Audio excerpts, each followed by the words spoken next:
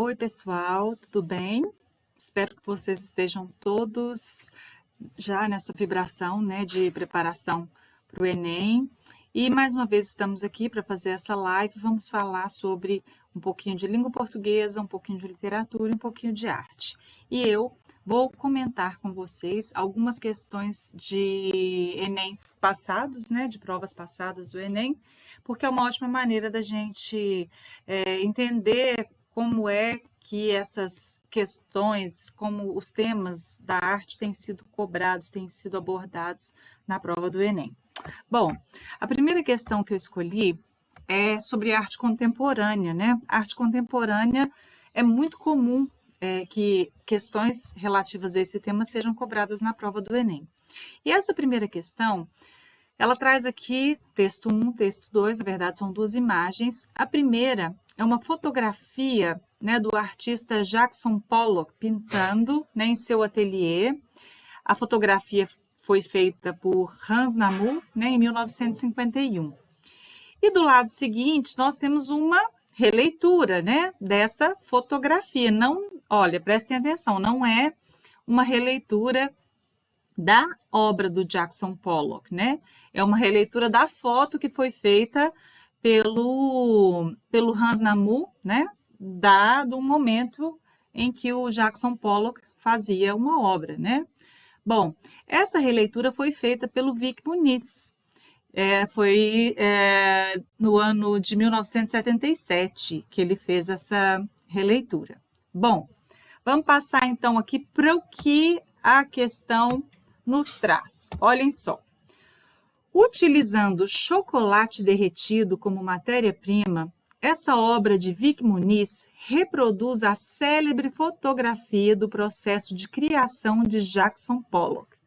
A originalidade dessa releitura reside na letra A, apropriação parodística, lembrem de paródia, né, das técnicas e materiais utilizados, reflexão acerca dos sistemas de circulação da arte, simplificação dos traços da composição pictórica, contraposição de linguagens artísticas distintas, ou letra E, crítica ao advento do abstracionismo.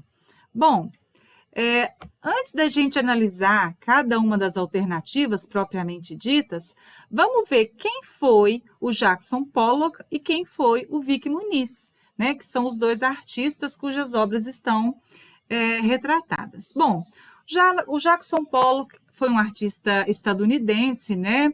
Ele viveu de 1912 a 1956, primeira metade do século XX, né? Ele é considerado... as obras dele já são estudadas no movimento da arte contemporânea, e ele foi o grande nome do expressionismo abstrato, né? Ou action painting, action no inglês de ação, né? E quais eram as características desse movimento? O impulso espontâneo no momento da criação da arte, né? E também a valorização do movimento corporal e gestual do artista no momento da criação. E uma técnica que ele utilizava em grande parte das suas obras era o dripping, que traduzindo nessa técnica para o português, ela é chamada de gotejamento. O que seria isso? Ele despejava tinta líquida sobre a tela e frequentemente ele fazia telas enormes, gigantescas, né? Criando imagens totalmente abstratas, né? Digamos que seriam imagens imprevisíveis. Então, aqui eu coloquei um pouquinho para vocês de quem foi o Vic Muniz. E aí, para ilustrar também, estou colocando aqui duas obras dele, né? Essa aqui, Autumn Rhythm, number 30, né? Ritmo do Outono número 30, que foi criada em 1950 pelo Jackson Pollock. É uma tela grandona, onde ele utilizou essa técnica do dripping, né, do gotejamento. E coloquei também aqui uma outra tela dele, a maior tela que ele pintou, é o Mural, de 1944. Ela tem 6 metros de largura por 3 metros de altura. Então, coloquei essas duas obras do Jackson Pollock, né? Para vocês verem um pouco do trabalho dele, porque está sendo cobrado aqui nessa questão. Bom, e a questão fala também de uma obra do Vic Muniz, né? Que foi, aqui, ó, vamos voltar lá no início da questão, ó. O Vic Muniz, ele fez uma releitura da obra, né, desse momento, dessa foto do Jackson Pollock, utilizando chocolate, né? Bom, então vamos ver quem foi o Vic Muniz. O Vic Muniz é um artista brasileiro, porém radicado nos Estados Unidos. E uma característica interessante, ele é vivo ainda, né? Uma característica interessante da obra dele é que ele utiliza, para a criação das obras, materiais inusitados, como lixo, chocolate, outros tipos de alimentos, né? Restos de demolições. Então, ele usa esses materiais para criar obras de arte bem inusitadas também. Muitas vezes, essas obras dele vão estar, digamos assim, vão estar repletas de um conteúdo social, de alguma crítica social, enfim. Mas para vocês entenderem um pouquinho quem é o Vic Muniz e quais são qual é a tendência principal do fazer artístico dele. Bom, então, voltando lá, né, à nossa questão, olha só. Coloquei aqui também para vocês, ó, para vocês entenderem, duas obras do Vic Muniz. Aqui é uma foto que ele fez, né, do John Lennon, né, o grande nome da banda, os Beatles, onde ele utilizou café em grãos e 2 xícaras de café para fazer o óculos do John Lennon, né, que era uma marca registrada dele.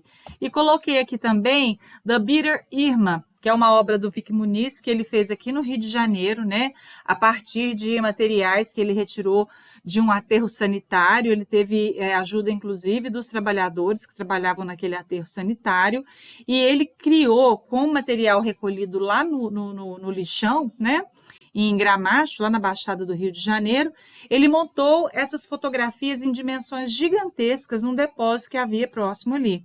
E, inclusive, esse projeto dele foi registrado, todo registrado, e deu origem a um documentário chamado Lixo Extraordinário. Bom, então agora que a gente já sabe um pouquinho sobre o Vic Muniz e sobre o Jackson Pollock, vamos voltar lá na questão. Olhem só. A resposta é a letra A. Então, olha, utilizando o chocolate derretido como matéria-prima, essa obra de Vic Muniz reproduz a célebre fotografia do processo de criação, enquanto ele criava, né, de Jackson Pollock.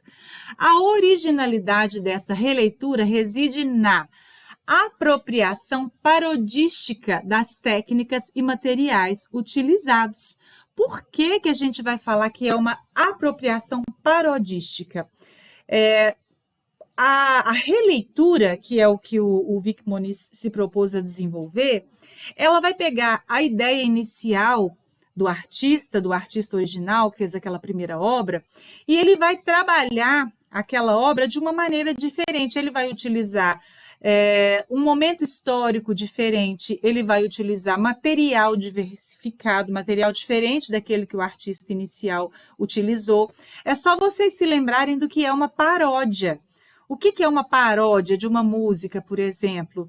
É quando você pega a música original e, em cima daquela melodia, aproveitando também um pouco do enredo da letra da música, você cria algo irônico, engraçado, né? Ou não, até com um conteúdo histórico, mas com um outro contexto. Isso é fazer paródia. Então, quando o Vic Muniz pega aquela obra aquela foto do Jackson Pollock, né, e reproduz com chocolate, né, e ele pega a mesma cena, o momento da pintura, e reproduz ela utilizando um outro material, ele fez uma paródia daquela obra, né? E o fato dele ter utilizado o chocolate está relacionado com o estilo artístico do Vic Muniz, que é a utilização de materiais diversificados para a produção das obras dele, né? As outras alternativas, por que elas não são verdadeiras? Olha só, reflexão acerca dos sistemas de circulação da arte. Na verdade, se estivesse falando aqui que seria uma reflexão acerca dos materiais utilizados para fazer a arte, poderia ser. Mas sistemas de circulação, nada nessa obra traz para a gente maneiras de se... Está falando relacionado a se essa forma vai ser exposta no museu ou se ela vai ser exposta numa feira ao ar livre. Então, essa alternativa não é. Simplificação dos traços na composição pictórica, de maneira alguma. Embora ele utilize chocolate, o que não permite a ele criar detalhadamente, como se ele estivesse usando tinta e pincel, né? Até porque a foto ela tem cores e o chocolate é de uma cor só, mas não existe ali um processo de simplificação, talvez uma adaptação. Contraposição de linguagens artísticas distintas, talvez pelo fato de que estamos analisando uma fotografia de um momento de ação de um pintor, né?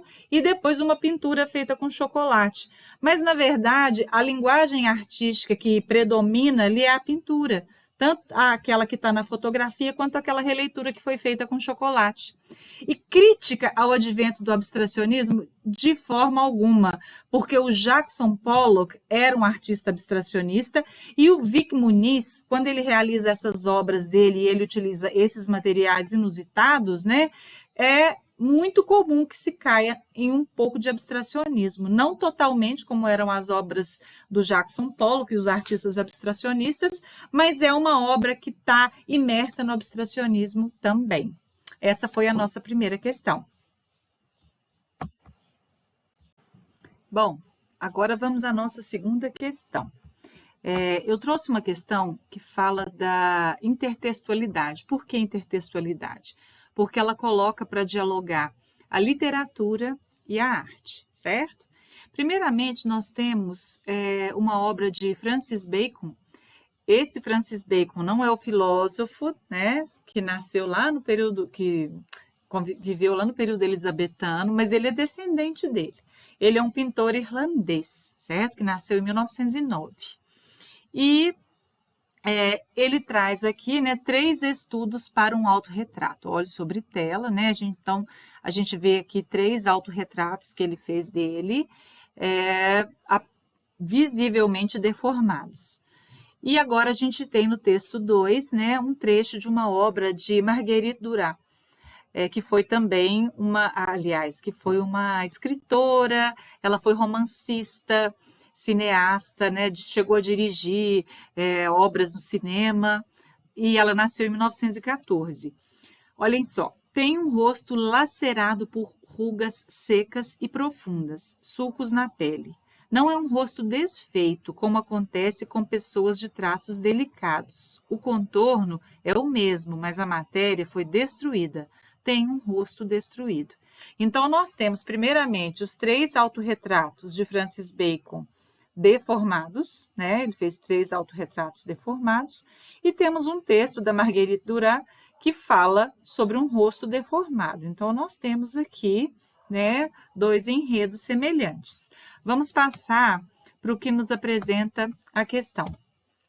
Na imagem e no texto do romance de Marguerite Duras, os 2 autorretratos apontam para o modo de representação da subjetividade moderna.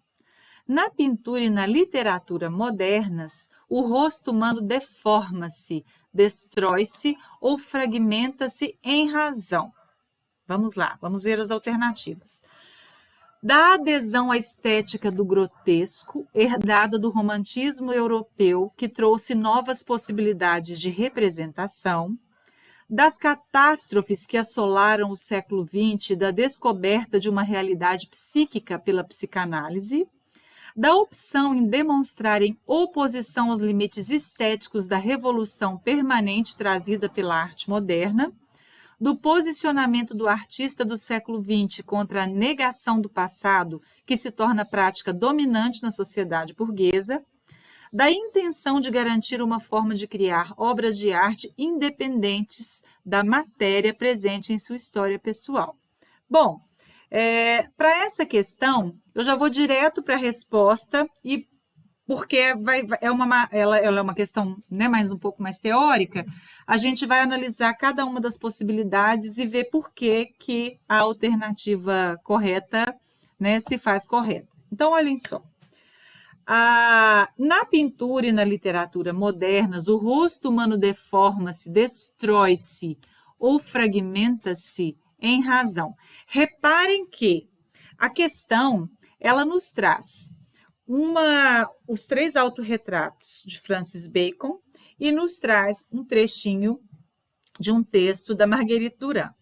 Só que quando coloca aqui, ó, a questão, né, o X da questão aqui, ele não está falando necessariamente sobre essas 2 obras. Olhem só, na imagem e no texto do romance de Marguerite Duras, os 2 autorretratos apontam para o modo de representação da subjetividade moderna. Então, até aqui a questão descreve o que trazem os 2 textos, né? Tanto a imagem quanto o texto. Agora vem a questão proposta. Na pintura e na literatura modernas, o rosto humano deforma-se, destrói-se ou fragmenta-se em razão das catástrofes que assolaram o século XX e da descoberta de uma realidade psíquica pela psicanálise. O que a gente tem que ficar atento nisso daqui? Olha só, como eu disse para vocês, o Francis Bacon nasceu em 1909, a Marguerite nasceu em 1914. Os 2, né, durante o curso da vida deles, passaram por um período muito turbulento, muito marcado, inclusive por guerras, né, por 2 grandes guerras. Então, nesse meio tempo aí, a gente teve bombas atômicas, Hiroshima, Nagasaki, a Primeira e a Segunda Guerra Mundial. Foram acontecimentos que marcaram as pessoas daquele período de uma maneira muito latente, muito forte. E no caso dos artistas, dos pintores, dos escultores, né? Todas as pessoas que se manifestavam através de qualquer forma de arte, o que vai estar muito marcado, se a gente pega os movimentos modernistas ali, né, que os movimentos de vanguarda, por exemplo, o surrealismo, o expressionismo, o dadaísmo, o impressionismo, todos esses movimentos, eles estão muito marcados por essa questão das guerras, pelas questões sociais, também pelos avanços tecnológicos que houve naquele período. Então, essa é a resposta correta. A questão das catástrofes do século XX marcaram muito a literatura e a pintura daquele período. E a questão da descoberta de uma realidade psíquica pela psicanálise, eis a obra de Freud, que é o pai da psicanálise, né? Eles viveram, esses 2 artistas e vários outros artistas modernistas, eles viveram no período em que o Freud estava no auge das descobertas e da proposição de novas teorias sobre como funcionava o cérebro humano, né? Sobre, enfim, a psicanálise estava a todo vapor nesse período. Então, eu expliquei até agora por que esta é a resposta correta. Agora, por que nós vamos descartar as outras? Olhem só. Da adesão à estética do grotesco herdada do romantismo europeu, que trouxe novas possibilidades de representação. Na verdade, esse gosto pelo grotesco, né, pela contra-arte dos artistas modernistas, ela não é herdada do romantismo, ela é fruto dessa questão que foi colocada na letra B, desse período entre guerras que foi muito turbulento. A letra C, da opção em demonstrarem oposição aos limites estéticos da revolução permanente trazida pela arte moderna. Exatamente o contrário. A arte moderna, ela propunha justamente a superação dos limites estéticos. Ela propunha a criação de uma arte livre, que não se apegasse aos padrões clássicos, como era a arte que havia sido produzida, né, até então. Então, essa questão não é do posicionamento do artista do século XX contra a negação do passado, que se torna a prática dominante na sociedade burguesa. Bom, o artista do século XX, ele tinha essa questão de negar o passado? Tinha, mas não é isso que está colocado nessas 2 obras, né? Nem na obra da Marguerite Duras e nem nessa obra do Francis Bacon. Não é isso que está sendo colocado nessas 2 obras e não é isso que é o mais marcante na pintura e na literatura do período. e da intenção de garantir uma forma de criar obras de arte independentes da matéria presente em sua história pessoal. Não, essa aqui é a que menos poderia ser a resposta correta, né?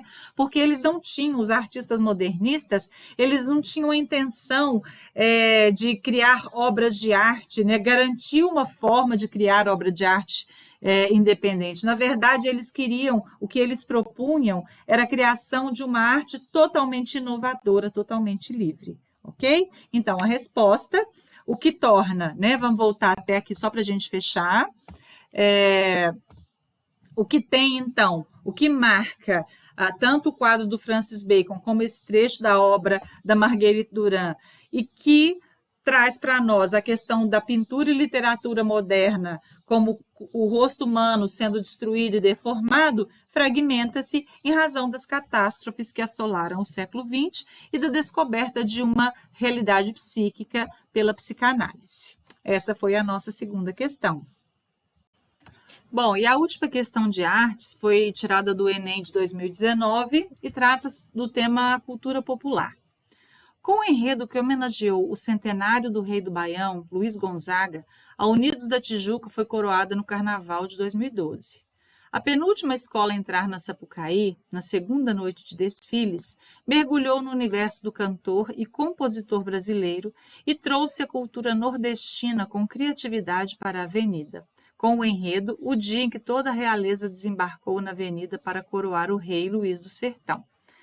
A notícia relata um evento cultural que marca a... Vamos olhar quais são as alternativas que a questão nos apresenta.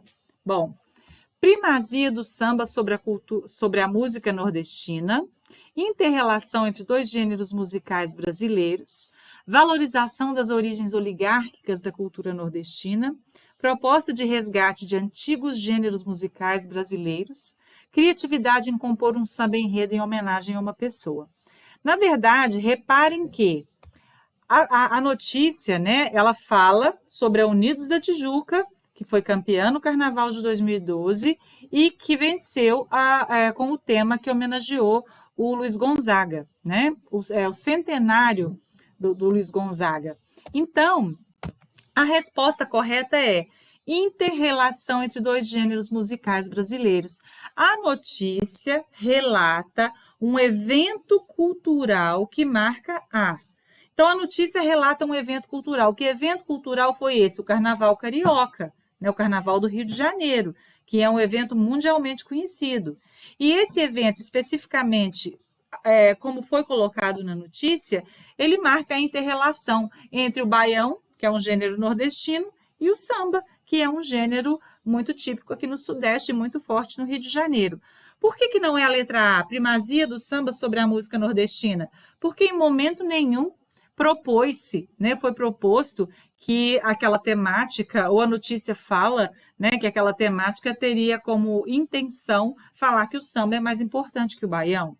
Por que não é a valorização das origens oligárquicas da cultura nordestina? As origens oligárquicas da cultura nordestina, o que está relacionado à questão do poder de um grupo menor sobre os outros, não é isso que foi colocado ali. O que foi colocado ali é a música representada na figura de uma pessoa muito significativa para o Nordeste brasileiro. Proposta de resgate de antigos gêneros musicais brasileiros poderia ser se na notícia estivesse falando que as outras escolas de samba também trouxeram para Sapucaí outros gêneros musicais. Se estivesse falando lá que a Beija-Flor falou sobre o sertanejo, a outra falou sobre o rock, mas não é isso. Só está falando ali que a Unidos da Tijuca resgatou, na pessoa do Luiz Gonzaga, a questão da música nordestina, né, no Baião. E criatividade em compor um samba-enredo em homenagem a uma pessoa. Essa é bem porque tinha que elaborar a última questão mesmo, né? Porque a notícia não fala da questão de criatividade, não fala da composição do samba-enredo, né? Não fala que foi composto dessa ou daquela forma. E quando se fala homenagem a uma pessoa, não é isso que foi o principal colocado ali na notícia. O que fala é que Carnaval, Rio de Janeiro, né? Homenageia Luiz Gonzaga, rei do Baião, que é a pessoa, digamos assim, a figura artística a mais ou uma das mais significativas no Nordeste brasileiro, certo? É muito importante vocês perceberem que toda vez que se apresenta uma questão, tem algumas que se parecem verdadeiras. A gente tem que prestar muita atenção no enunciado, o que, que o enunciado está pedindo, né? E nesse caso aqui fala da notícia, o que aquela notícia está relatando para nós, um evento cultural, que é o Carnaval Carioca, que está marcando a inter-relação entre dois gêneros musicais brasileiros, que foi trazer o baião para Sapucaí no Carnaval de 2012. Bom, essa foi a nossa terceira questão de arte. Boa noite a todos. Eu sou a professora Carla e hoje eu vou discutir com vocês algumas questões de literatura dos Enems passados. A primeira questão, ela traz aí um poema do Augusto dos Anjos, né? E ela fala o seguinte, ela começa da seguinte forma. Psicologia de um vencido. Eu, filho do carbono e do amoníaco. Mostro de escuridão e rutilância. Sofro desde a epigênese da infância. A influência má dos signos do zodíaco. Profundissimamente hipocondríaco. Este ambiente me causa repugnância. Sobe-me à boca uma ânsia análoga à ânsia, que se escapa da boca de um cardíaco. Já o verme, este operário das ruínas, que o sangue podre das carnificinas come, e a vida em geral declara guerra. Anda a espreitar meus olhos para roê-los, e há de dizer-me apenas os cabelos, na frialdade e ignorância da terra. Para resolver essa questão, é importante a gente pensar, eu costumo falar que a literatura, quando a gente pensa ela, embora ela não seja, né, estritamente de uma ordem cronológica, eu gosto de pensar ela dessa forma. E o pré-modernismo, ele vem aí como um período de transição. O simbolismo, ele tem alguns momentos, né, que é a última escola literária, antes desse período de transição que é o pré-modernismo, que vem em oposição ao parnasianismo.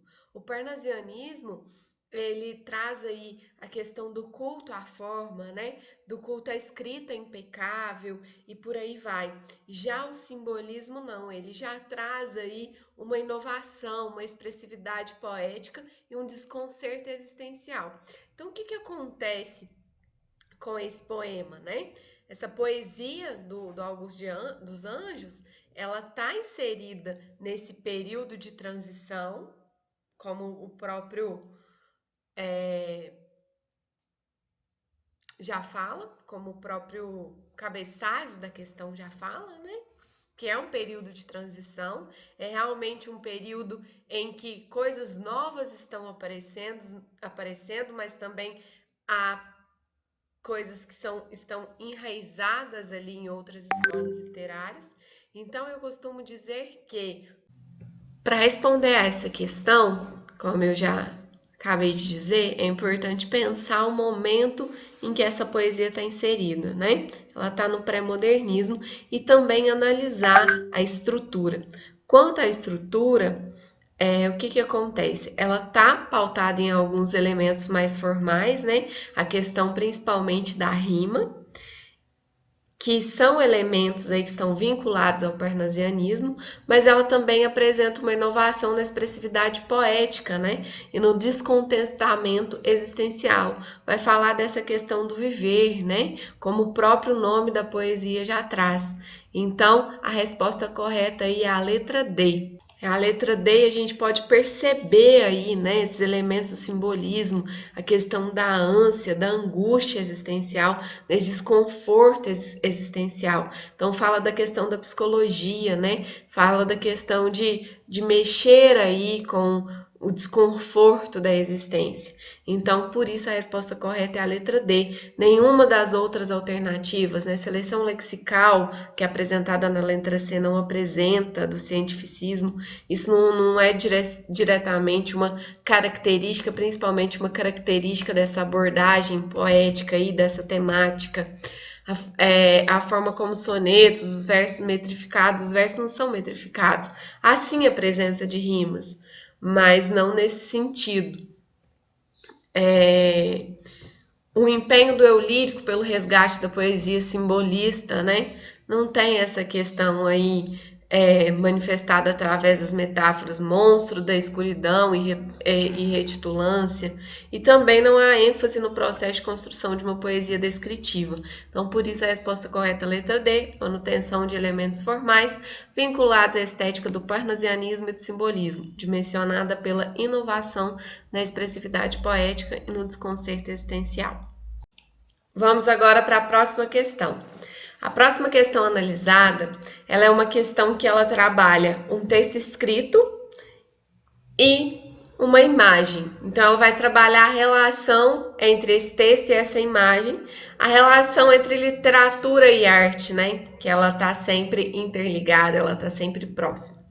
Então, o fragmento que foi trazido é um fragmento do texto Memórias Póstumas de Brás Cubas, né, do Machado de Assis, inclusive foi adaptado para essa questão, que fala da questão do óbito do autor, né?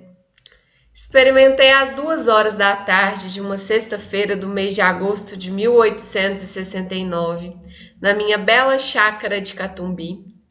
Tinha uns 64 anos, rixos e prósperos, era solteiro, possuía cerca de 300 contos e fui acompanhado ao cemitério por 11 amigos. 11 amigos. Verdade é que não houve cartas nem anúncio. Acrescente que chovia, peneirava, uma chovinha miúda, triste e constante. Tão constante e tão triste que levou um daqueles fiéis da última hora a intercalar esta engenhosa ideia no discurso que proferiu à beira de minha cova. Vós, que o conhecestes, meus senhores, vós que podeis dizer comigo que a natureza parece estar chorando a perda irreparável de um dos mais belos caracteres que tem honrado a humanidade. Este ar sombrio, essas gotas do céu, aquelas nuvens escuras que cobrem o azul, como um crepe fúnero. Tudo isto é a dor crua e má que lhe roía a natureza, as mais íntimas entranhas. Tudo isso é um sublime louvor ao nosso ilustre finado. Logo após apresentar um trecho do texto do Machado de Assis, a questão apresenta essa ilustração do Cândido Portinari, que é uma ilustração que retoma também a essa questão de um sepultamento, né? De um velório. E a gente consegue perceber isso porque ela não retrata fielmente a cena descrita por Machado de Assis, então a letra B não é correta. Ela não distorce a cena descrita no romance, pois as duas estão falando de cenas relacionadas a velórios, tanto a obra do Portinari quanto o texto. Ela expressa um sentimento inadequado à situação, também não. Tem uma relação. Ou ela contraria o que descreve Machado de Assis, ela também não contraria. Então, ela apresenta detalhes ausentes, não é uma representação fiel. Ela representa de certa forma, mas alguns detalhes não estão presentes.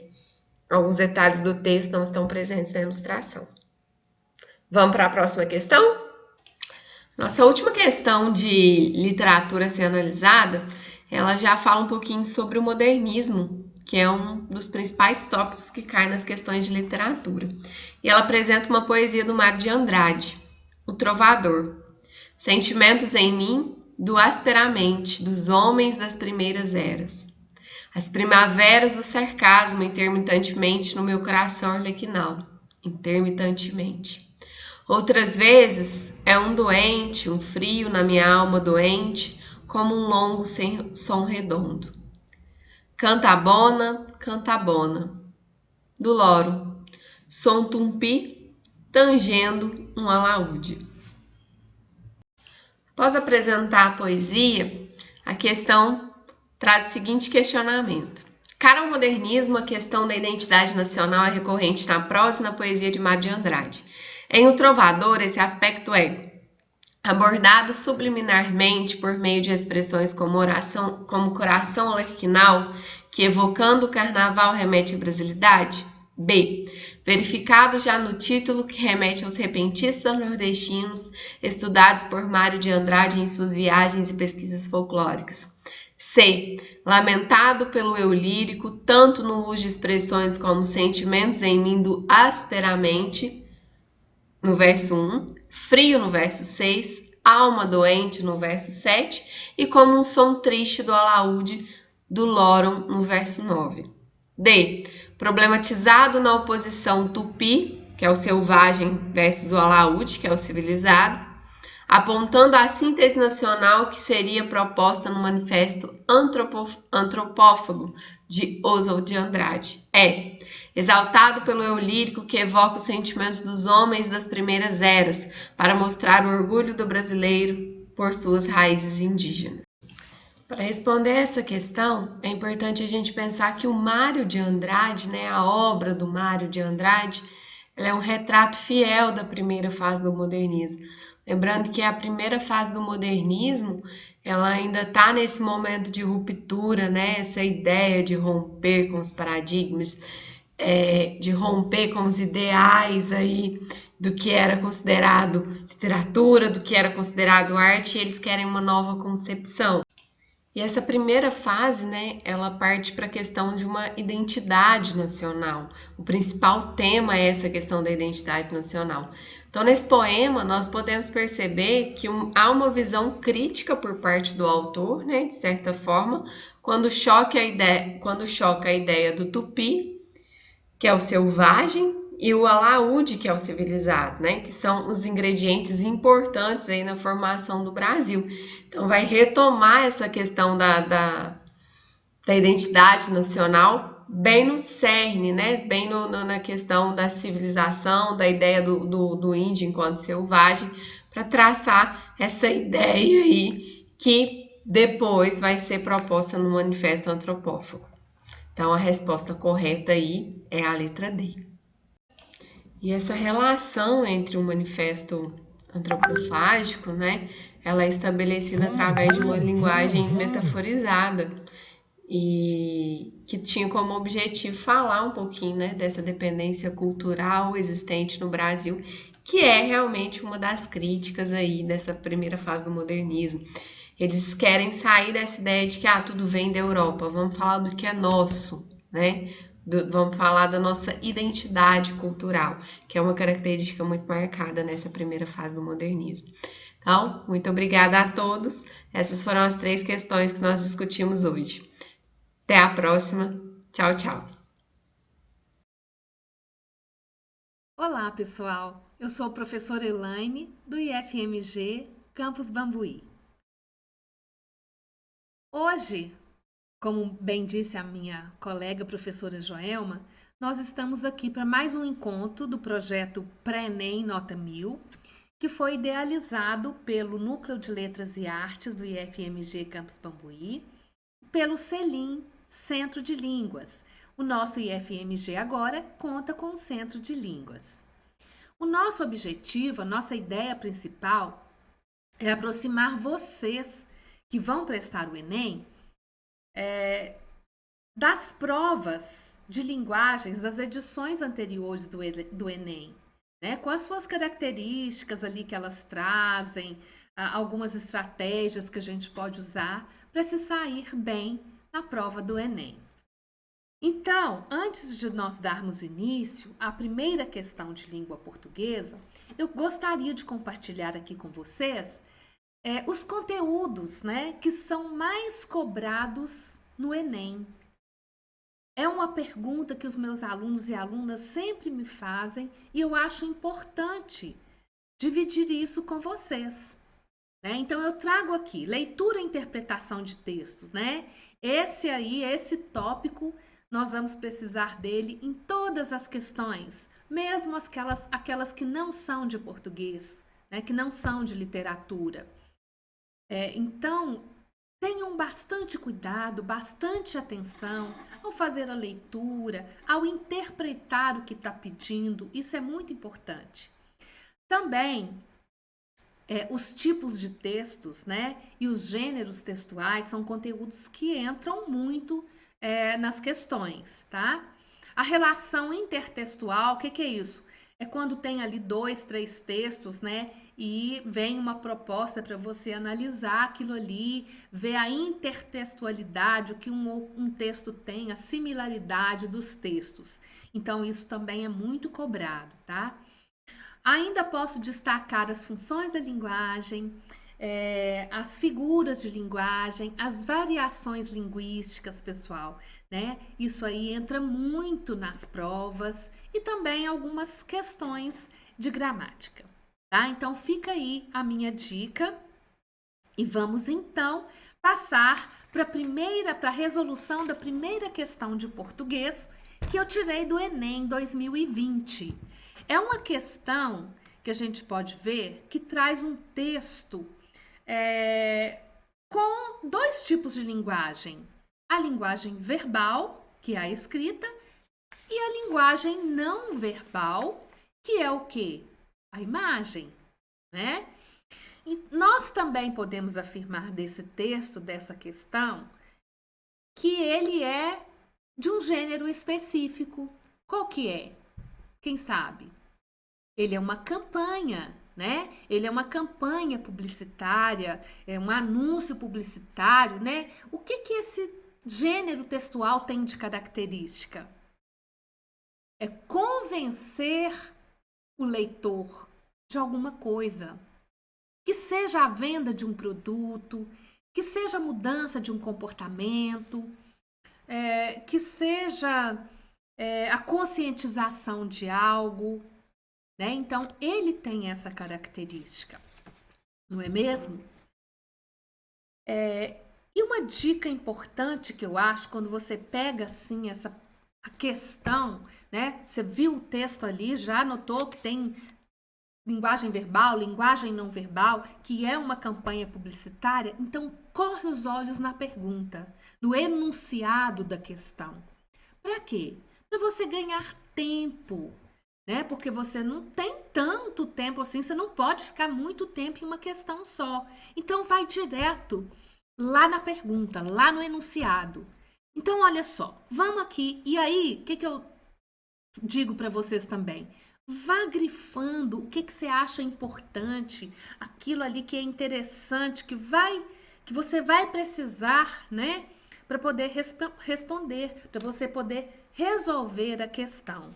Então vejam só, nessa aqui, ó, quando a gente começa a leitura, essa campanha de conscientização sobre o assédio sofrido pelas mulheres, ó, o que é sofrido pelas mulheres, né? O assédio, isso é importante. Nas ruas, local, nas ruas, né? Por quem? Pelas mulheres, constrói-se pela combinação da linguagem verbal e não verbal. Então, o autor utilizou ali, para falar do assédio sofrido pelas mulheres na rua, a linguagem verbal e a linguagem não verbal, as imagens e a escrita, certo? Então, olha só, a imagem da mulher com o nariz e a boca cobertos por um lenço é a representação não verbal de quê? Nesse caso aqui, desse anúncio. Então, onde que nós vamos ter que ter o foco? Na linguagem não verbal, né? Porque aqui, nesse texto, o autor traz aí uma combinação dessas 2 linguagens, né? A gente pode ver aqui, ó. Para nós, a rua é um campo de batalha. Lá no finalzinho também a gente tem mais um recadinho, né? Chega de fio-fio, né? Então, aqui, o que esse texto nos informa aí com a linguagem verbal? Que a rua é um campo de batalha. Então, gente, ele já está comparando aqui a rua com alguma coisa, não é isso? Quem sabe o que que é? A gente tem a presença de uma figura de linguagem aqui, que é a comparação. É a metáfora, não é? Então, a gente percebe nitidamente que aqui há a presença de uma metáfora, né? Que nada mais é do que uma comparação, né? Uma associação de ideias, de frases, de palavras, de imagens, né? Que se assemelham. Elas vão estabelecer ali um parâmetro comparativo, certo? Mesmo que essa comparação não esteja muito clara, não esteja explícita, que não venha com alguma expressão que nos indique que a comparação, por exemplo, como tal qual, assim como, ou só com como mesmo, não tem isso aqui, né? Então é uma coisa que fica menos claro, é implícito, né? Então isso que é a metáfora. Então aqui o autor ele faz a associação, né, que a rua é um campo de batalha e aqui ele integra dois sentidos, né? Porque ele também associa aí a imagem de uma mulher que ele traz aqui, que é uma mulher que está colocando uma máscara, né? Ele até fala ali que é um lenço, né, para cobrir a boca e o nariz, né? Então, ela tá ali de frente a um espelho, com certeza ela vai sair, ela vai para a rua, né? Então, nós precisamos notar primeiro que ela tá colocando essa máscara para sair na rua, para quê? Primeiro a gente tem que pensar que essa máscara aí, ela representa uma ideia contextualizada, uma ideia atual, né? E remete a uma proteção. Então ela vai proteger de quê? Do que nós estamos vivendo aí há quase 2 anos, né? Ela vai proteger do vírus, do coronavírus, para ela não ter a doença. Então é uma forma de proteção. Então, a ideia da máscara é proteger-se, certo? E como ela está colocando a máscara para ir para a rua, é como se a comparação é como se ela também estivesse blindando-se, né? Ela estivesse protegendo-se do assédio que provavelmente ela pode encontrar lá na rua. E que isso é tão perigoso quanto o Covid, né? Tanto quanto o vírus que traz a doença Covid-19. Então, ela precisa também preparar-se para enfrentar essas batalhas, para enfrentar o dia a dia aí, né? Do assédio que tem na rua, que também remete a um assunto atual. Então, vejam só, tá vendo? Ela põe a máscara para proteger-se do vírus, mas também a comparação é que ela precisa sair protegida na rua contra o assédio para poder vencer isso aí, né? Então, gente, é importante a gente agora já saber, já ter claro aí que a gente vai ter que focar na representação não verbal do texto, né? Então, essa mulher de máscara protegendo-se, né? Essa imagem aí representa o quê? O silêncio imposto às mulheres. Vocês acham que a máscara pode estar representando o silêncio? A comparação seria com o silêncio? Não, né? Não é com silêncio. Seria uma metáfora, uma comparação de que as mulheres precisam defender-se do assédio masculino? Olha, nós já falamos de metáfora ali atrás. Não é que ela está comparando a proteção da máscara, que ela vai sair protegida na rua, que ela tem que sair protegida do assédio também. Pode ser essa, não pode? Vamos deixar ela aí, stand-by, vamos para a próxima. Constrangimento pelo qual passam as mulheres e sua tentativa de esconderem-se. Será que a comparação que ele quer fazer da proteção que ela tem com a máscara da Covid,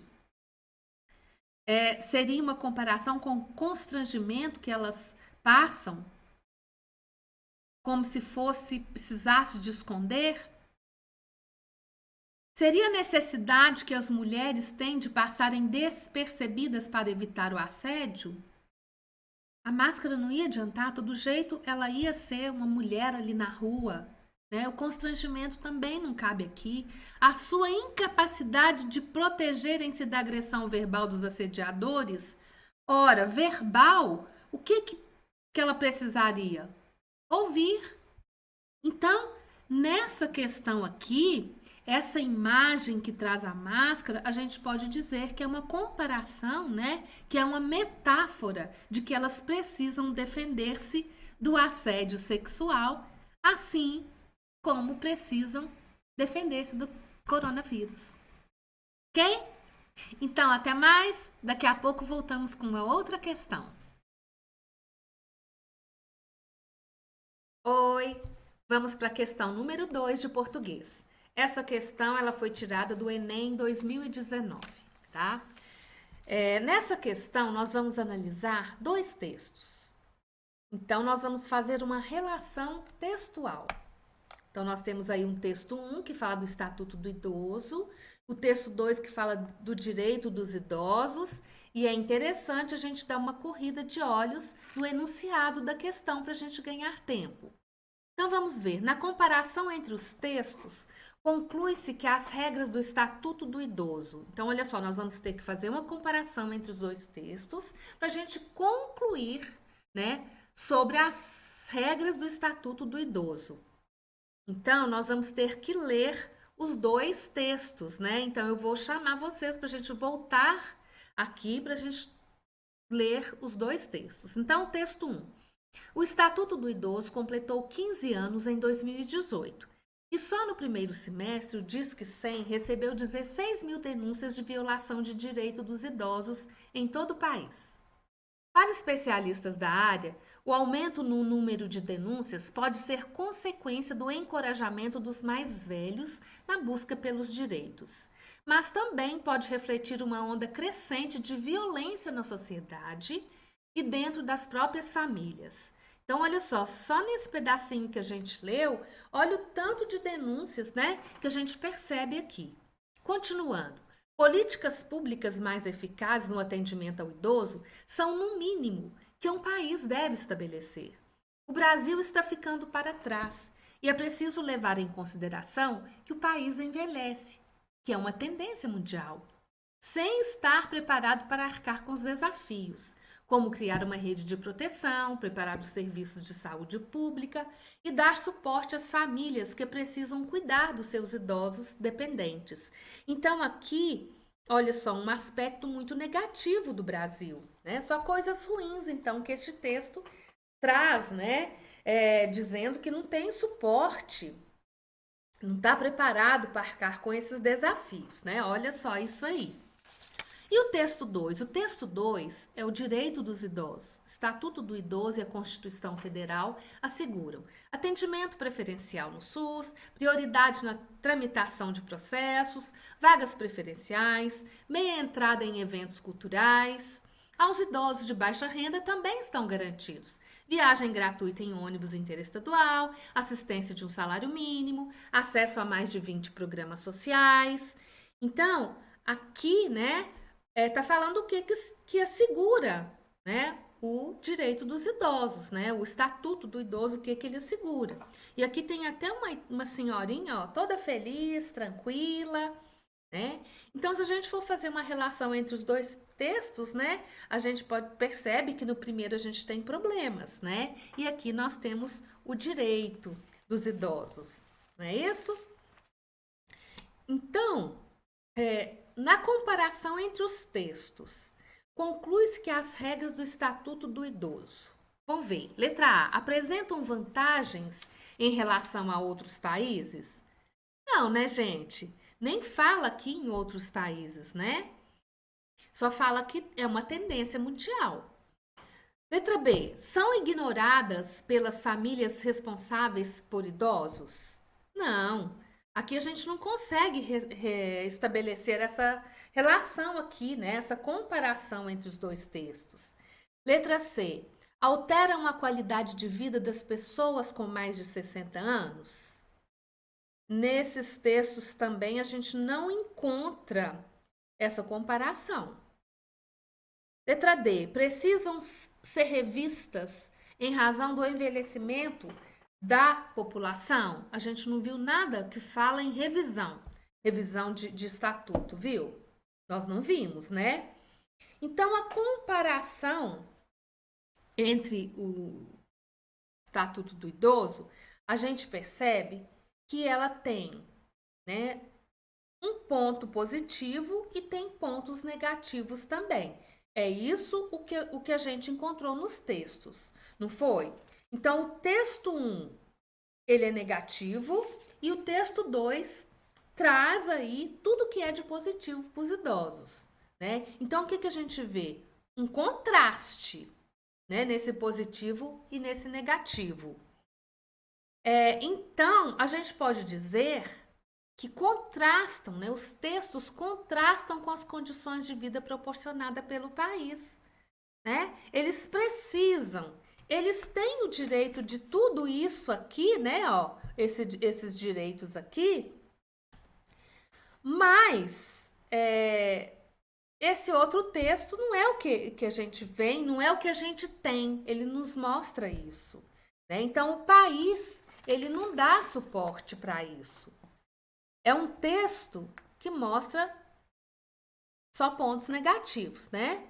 Só que, ó, eles dois são contrastantes. Eu até coloquei o mais ou menos aí para ficar bem claro para vocês. Não dá para dizer que acontece, né? Que vai dar certo, a gente não sabe. Mas então a gente vai dizer que a alternativa correta é a letra E. Certinho? Até. Continuando. Chegamos ao fim, pessoal. Agradecemos a participação de todos vocês. Aqui embaixo tem o link do formulário para que vocês enviem suas dúvidas, seus questionamentos, nós iremos responder. E fica o convite para o próximo encontro do Pré-ENEM Nota 1000, que será no dia 17 de novembro de 2021, assim que voltarmos de férias, com a professora Júnia Gomes e com o professor Paulo Araújo. Não se esqueçam, marquem aí na agenda essa data. Até mais, foi um prazer estar com vocês.